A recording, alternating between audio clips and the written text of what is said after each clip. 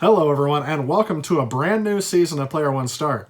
In today's episode, we're going to go ahead and take a look at a project that I've been wanting to do for quite a while. Since this show began, I've actually expanded my console collection a lot quicker than I was really intending. And actually, that's wreaked a little bit of havoc on my console collection, as my goal was to actually have all of my consoles hooked up to the same TV. Realistically speaking, I should have realized that was never going to happen, but I actually want to get the most common consoles, in other words, the ones I'm going to use the most. I want to get those connected to my capture device so that I don't have to disconnect them each time. Currently, my shelf actually works out for the number of consoles I had at the beginning of this show, but now, since it's expanded a little bit more, I want to create room for a few more consoles. So before I get started, let's go ahead and take a look at some of the materials I'm going to need for this project.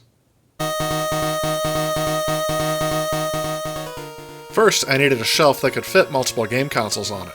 I decided to go with one of these cube storage shelves and just didn't put the backs on it. This was a cheap, effective, and quick solution for something I had been wanting to do for a long time for the game consoles. To hook up all those consoles, I was going to need some sort of power strip. I needed to get something that would have the amount of space I needed to plug in multiple square power adapters. The big example of this are all of the Sega consoles. Each one of them have a large power brick adapter that needs space around it so that you can plug them all into the same strip and have things plugged in around it. So I don't claim to be an expert on electricity, and so this setup is actually recommended just for me. I'm not sure if plugging in all of these consoles into the same power strip is necessarily a good idea, but there's a couple things to keep in mind. I don't plan on powering on more than one console at a time, and when I'm done, I always power off the strip. In my setup, I use two CRT televisions. I decided to go with these because they give more of a retro feel to the games, and I feel like instead of trying to upscale the quality of the video, they actually just naturally look better on the device they were designed to run on. You'll also run into less issues with a signal delay, which you may encounter if you're using some sort of low-end capture device. However, these devices are big and bulky and becoming more and more rare, so I understand if you want to go with a more modern setup. For all the retro games that I capture footage for, I'm actually using this Panasonic DVD recorder. I've had this since about 2005, and it still runs just fine for capturing these older games. However, new to this setup is a new switch box. I actually was using several different switch boxes to switch between the multiple consoles, and I decided it was time to make a change to simplify the setup to just one switch box. I also use the different inputs on the DVD recorder, as there's 3 of them built in. For game consoles that don't support composite output, I actually have an RF splitter hooked up to this as well. And this works very well because now you don't have to switch between different inputs, they just naturally feed into each other. Of course, you'll only want to be using one console at a time. I also purchased these little adapters where I can use a composite cable that feeds into the RF jack. I like using these adapters rather than the original conversion hardware because a lot of those have become really old and somewhat defective. And actually I found that these little adapters actually provide better signal clarity for these older consoles than using the original hardware that these came with. I don't know if it's because of the age of the device and they're just not working as well as they used to, but these provide a lot more interference. And because I'm trying to maintain my console collection as close to original as possible, I really don't want to go about modifying my consoles to manually add on a composite input to it. Also included as an improvement to my previous setup are these Velcro cable ties. Essentially, my plan is to condense any of the excess cabling needed to run from the DVD capture device to the console, as well as from the power adapter to the console. One more improvement to my setup, and I can't believe I didn't think of this before, is labeling everything. I have a lot of cables and cords that run across the same area, and I never thought to myself that I should label each one of these so I can tell which cable goes to what. And this should be fairly simple. I just plan to print off a label and tie it around the end of each side of the cord. This will be a time-consuming process, but I think one that will be well worth it. Alright, so this project's actually going to take me a little bit of time to do. I'm actually going to need to tear down my existing setup, so during this time I'm actually not going to be able to capture any games because my setup's going to be torn apart. So as this situation has created a little bit of a hiatus on the gameplay, I'm actually going to make up for that by demonstrating each console I have as I install it in my shelf. So without any further ado, let's go ahead and get started. First, I'm going to go ahead and tear down my existing setup.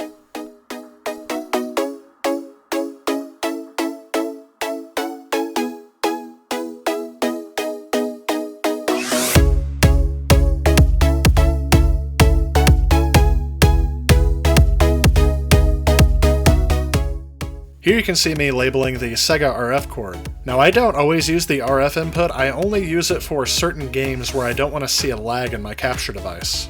Most of the time I'll be capturing using composite, but I like having this as an option as well. And now it's time for the heavy lifting. I'm actually going to set my console shelf up on some risers. This will allow me to utilize the space below the shelf for more consoles.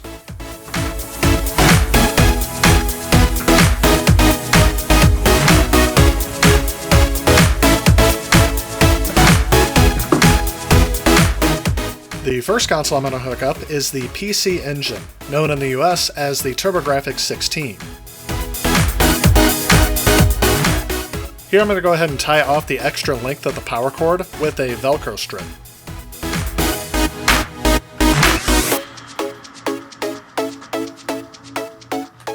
Even though the PC Engine uses the same game cards as the TurboGrafx 16, they are actually wired a little bit different, and so they're not compatible with each other. I felt that a suitable game to start out with this console would be R-Type. Let's go ahead and see me play through the first level.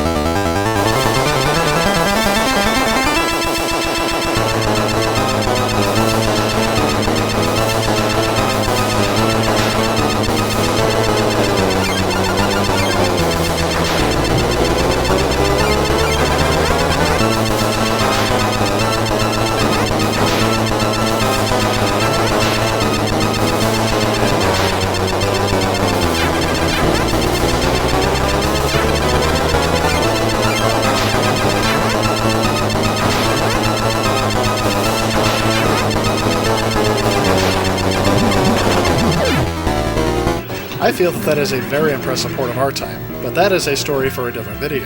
Let's go ahead and keep going.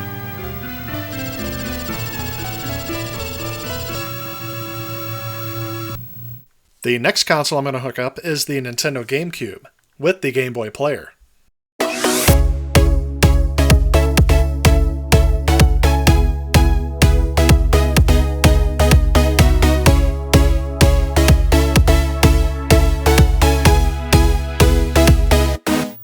And since I have not featured the Game Boy player yet on this channel, I'm going to go ahead and give you a little bit of a demonstration with Crash Bandicoot.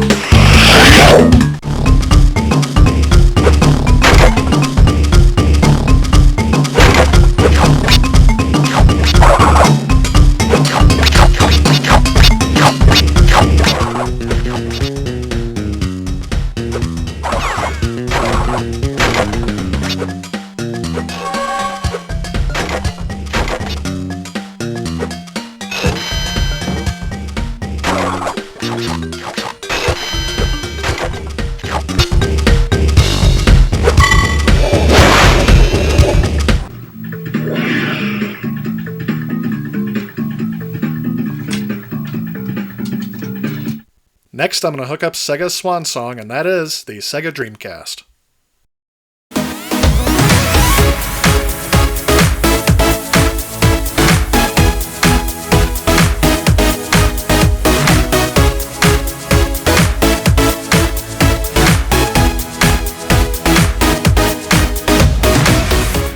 And I'm going to demonstrate one of my favorite games from this console, and that is Soul Calibur.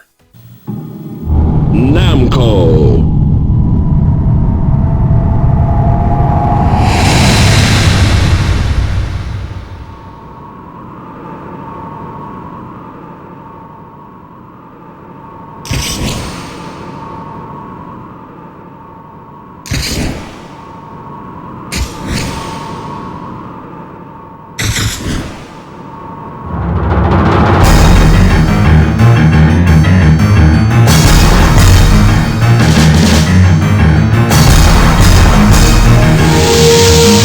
Welcome back to the stage of history.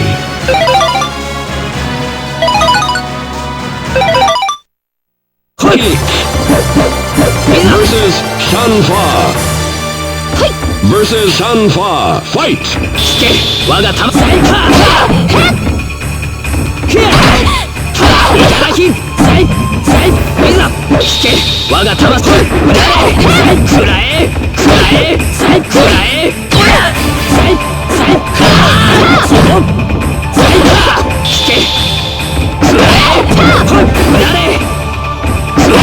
Out of the ring! Versus Shanfa. Fight! Next, let's hook up the original Sony PlayStation.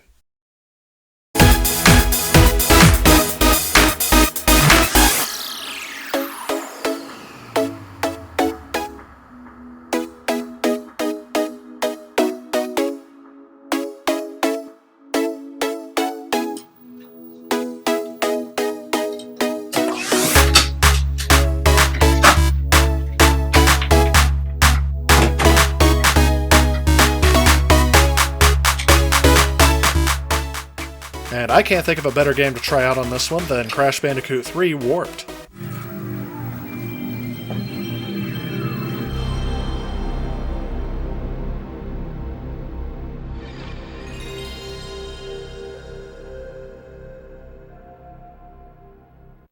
Sony Computer Entertainment America presents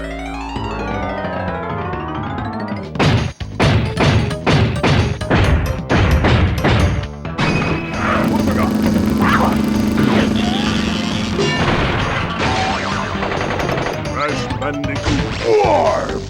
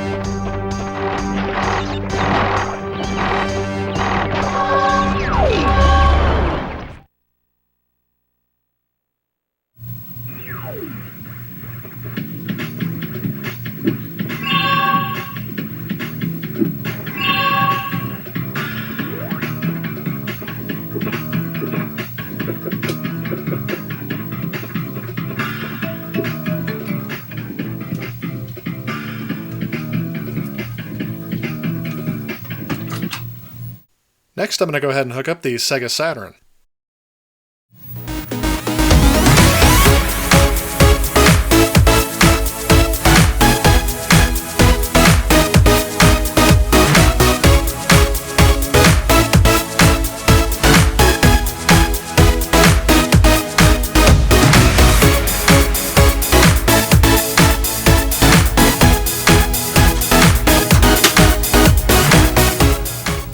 And I thought an appropriate game to try out on this console would be Daytona USA.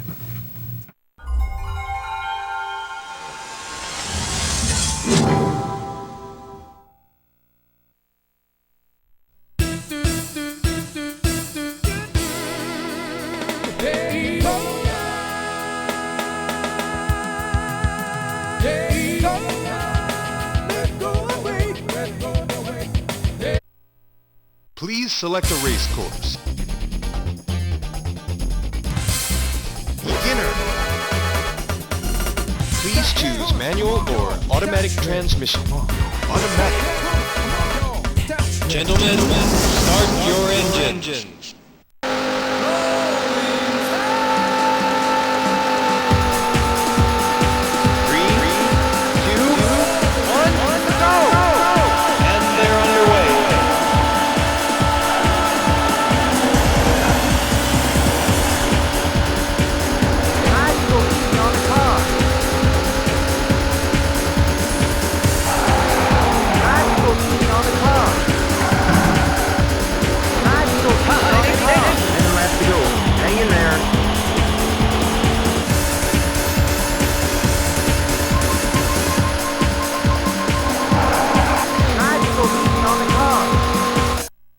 You placed 25th.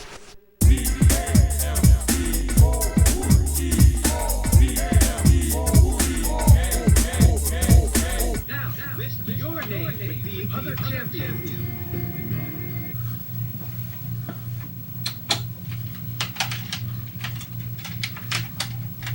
Moving on down the list, here's the Nintendo 64.